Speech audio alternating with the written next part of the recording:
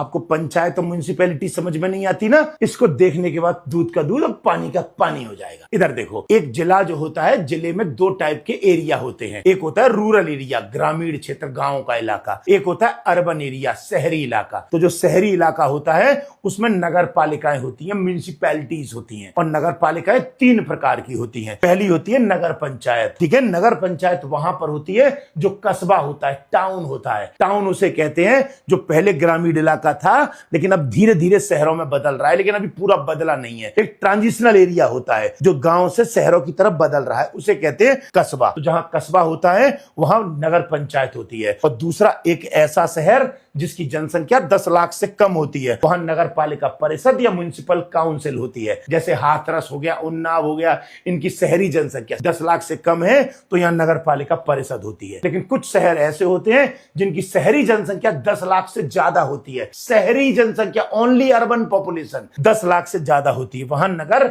निगम होता है। तो कहीं भी लिखा आए कि नगर निगम कानपुर में आपका स्वागत है, तो मतलब इसकी शहरी जनसंख्या 10 लाख से ज्यादा है। कहीं पर लिखा आए नगर पालिका परिषद मुरैना में आपका हार्दिक स्वागत है, तो समझ जाना इनकी शहरी जनसंख्या 10 लाख से कम है। कहीं पे लिखा आए कि नगर पंचायत फरे में आपका स्वागत है, तो समझिएगा कि ये इलाका जो है कस्बा या टाउन में आता है। अब ऐसी पंचायतें भी तीन प्रकार की होती हैं। सबसे नीचे होती है विलेज लेवल पर ग्राम पंचायत, ठीक है। उसके बाद ब्लॉक स्तर पर होती है पंचायत समिति। उसके बाद डिस्ट्रिक्ट लेवल पर होती है जिला पंचायत। यानी पूरे भारत में पंचायतें तीन प्रकार की होती है। लेकिन याद रखिएगा, भारतीय संविधान ये नियम बनाता है कि जिस राज्य की जनसंख्या 20 लाख से कम होगी वहां पंचायत समिति बनाना अनिवार्य नहीं है। मतलब सभी राज्यों में पंचायतें तीन प्रकार की होंगी, लेकिन जिस राज्य की पॉपुलेशन 20 लाख से कम होगी वहां पंचायतें केवल 2 लेवल की होंगी।